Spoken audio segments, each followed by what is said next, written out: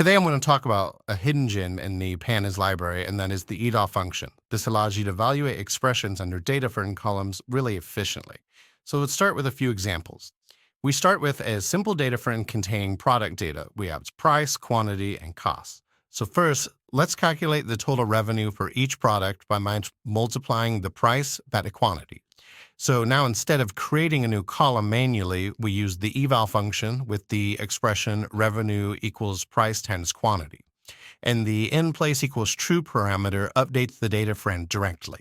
So after this, we can print the data frame to save the new revenue column that the eval function just created for us. And so now we'll create a new column to calculate the profit margin. The expression for this is revenue minus cost times quantity divided by revenue. And yet again, we use the eval function to add the profit margin column directly to our data frame. Once again, if we print it, we can observe that the column has been added. So now let's filter products to find those with a profit margin greater than 20%. We can pass this condition directly into the eval function, and it returns a Boolean series we can use to filter the data frame. So after filtering, we can print the result to see which products have a profit margin above 20%.